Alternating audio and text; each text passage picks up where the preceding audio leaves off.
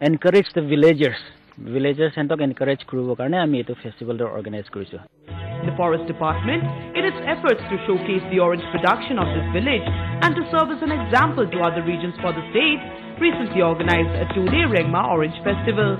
This festival showcased the ripe, juicy and succulent oranges cultivated by the Rengma people. However, this festival was only one ray of hope for an indigenous industry otherwise on the decline.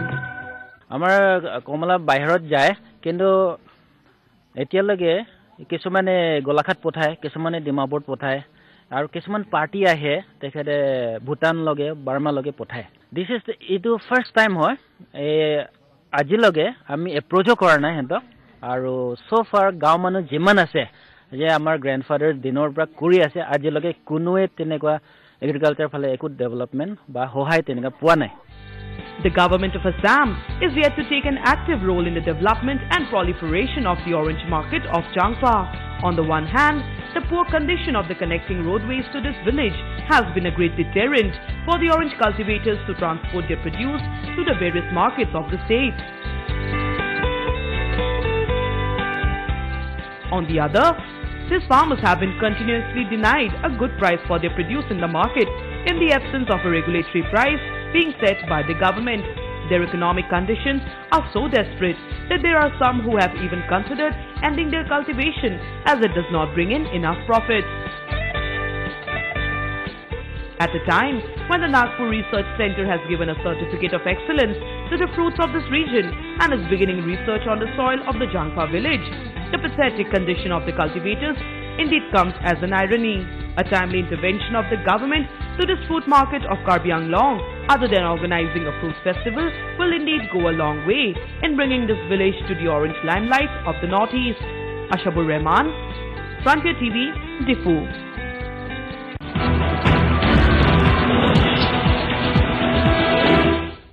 The tempting oranges there from KARBI Anglong. Well, moving on, the escapade of the prisoner Mansoor Ali from the Guwahati Central Jail in the wee hours of Thursday served as the latest slap on the cheapest of the jail authorities who have come in the limelight once again for its lax security. We have a report. In a major embarrassment for the jail authorities of the Guwahati Central Jail located in Fancy Bazaar, one prisoner Mansoor Ali succeeded in escaping from the prison in the wee hours of Thursday. Ali, a resident of Jogigopa, was arrested by the Bhangagar police on a case of petty theft a few months back and was sent to the Central Jail to serve a period of judicial custody. Mansoor Ali carried out his escapade by constructing a ladder within the premises of the jail itself and taking the cover of the twilight, managed to flee the jail. What is significant to note is that there are no street lights in the immediate vicinity of the jail. Ekhini area se iman sensitive area yat eta light nai aru dunia jabu pela je wall to jailor wall to bhanga goise manu muti muti wall bhangi dise enoka obostha hoise ajiloi kono area jodi manu jabol bichare rati to manu jabol mon to kora to bot digdari karon ki ji obostha ase tat light nai andharat kono ki koribo pare kedi polwa to horu kotha etu. Such cases of prisoner escapades have become a tad regular in recent times, with 3 prisoners escaping over the prison walls in a period of 8 months. However, in an effort to hush up the inefficiency of the security measures of the central jail, the authorities have kept the matter hidden from the media.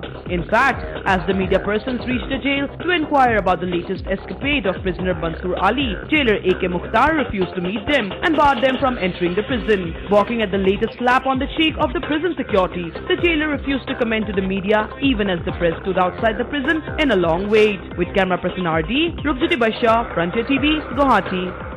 Meghalaya Assembly Speaker Charles Pingrop has asked the Comptroller and Auditor General of India to extend its scope of functioning to the corporate world in view of the major scandals in the country involving fudging of accounts to hoodwink the people into investments.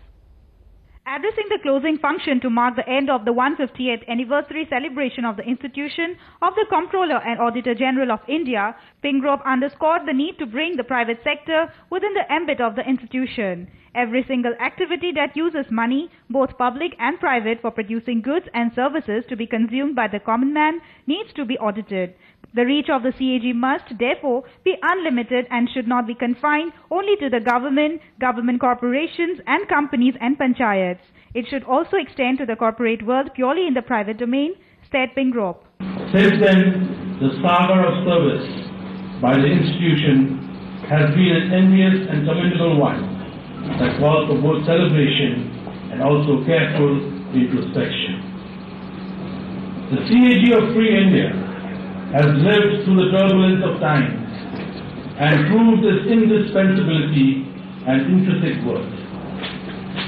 Except at one time, when the holder of the office, in whose time the Bofo's renovations were reported by the CAG. Meanwhile, Principal Accountant General Andrew W.K. Langstate drew attention to the criticism about the accuracy, motivation and propriety of the CAG reports. The anniversary celebration was inaugurated exactly a year ago. On the historic occasion, completion of the 150 years of the institution, the CAG Shillong here on Wednesday celebrated the day with various programs. Camera person Rupam Kuri, Kirming Lang, Frontier TV, Shillong. And for a daily blast of the past, let's move on to this day that year.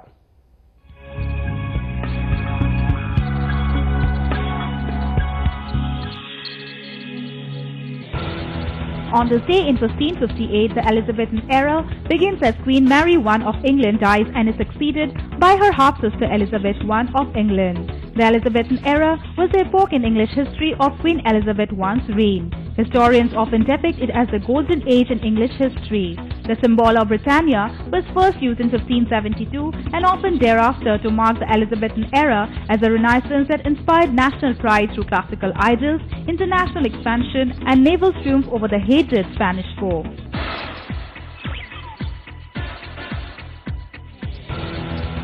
On this day in 1978, Rachel Annie McAdams was born. She is a Canadian actress. After graduating from a theatre program at York University, Toronto in 2001, she worked steadily as an actress until finding fame in 2004 with starring roles in teen comedy, Mean Girls and romantic drama The Notebook. In 2005, she appeared in romantic comedy Wedding Crashers, thriller Red Eye and family drama The Family Stone and was hailed by the media as the next Julia Roberts. However, she withdrew from public life in 2006 and 2007. During this time, she turned on leading roles in, amongst others, The Devil Wears Prada and Casino Royale.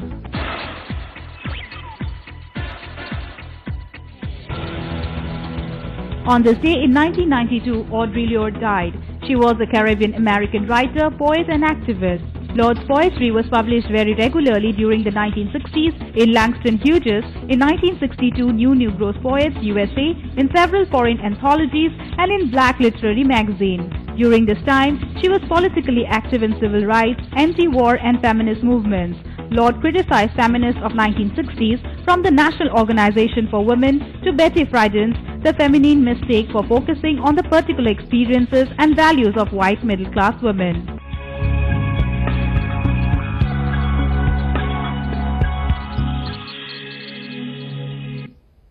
Time now for some news from the world of entertainment.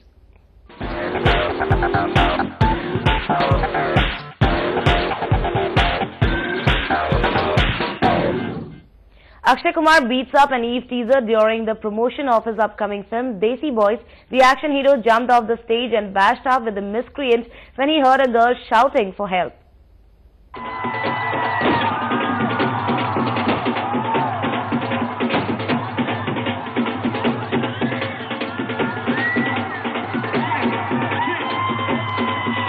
Bollywood actor Akshay Kumar played a real-life hero to a girl in Mumbai who was being harassed by an Eve teaser on November 16th during a promotional event of the former's upcoming flick Desi Boys. The incident occurred in Ridhambara College, where the entire star cast of the film, including John Abraham, Deepika Padukone and Chintrat Gada Singh, had gathered for a dance show. While the show was on, Akshay heard a girl shouting for help. She was allegedly being harassed by an Eve teaser. The action hero jumped off the stage and beat up the miscreant. Both the girl and the boy were taken on the stage. The boy was seen arguing with Akshay and others as he was being escorted out. Prior to the dance show at the college, the star cast of the film was seen at Inorbit Mall, where they attended a fashion show and promoted their action comedy film. The film is slated to hit the theatres on November 25th, 2011.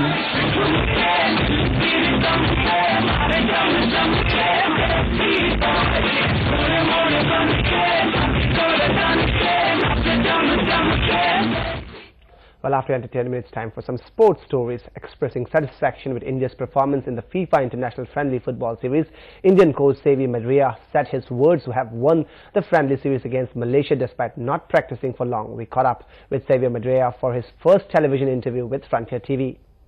Infrastructure, if you go to see, overall in India has to improve tremendously. We have to have a lot of grounds which allow the kids to come and play. We have, but they are not good. So on that part we have to improve ourselves a lot, and that we have known because whenever the Indian team is traveling for camps or tournaments abroad, we see such beautiful grounds where you feel like playing, and the atmosphere itself changes everything.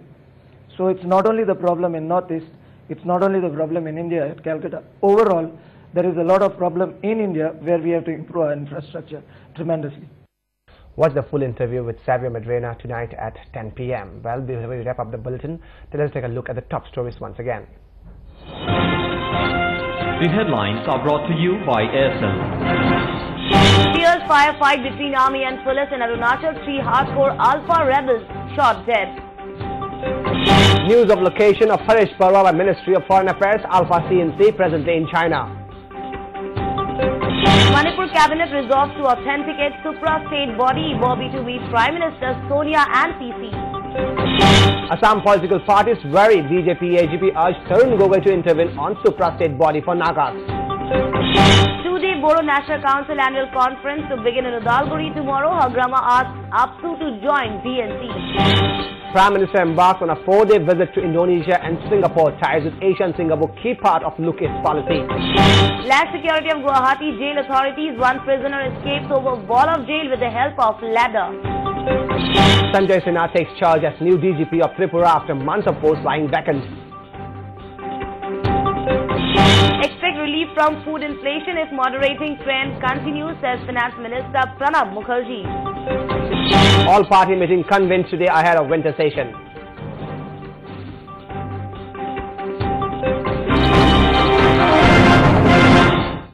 And with that, we come to an end of this edition of the News Boulevard. Keep watching Frontier TV for fast, fair and fearless news. Thanks for joining us.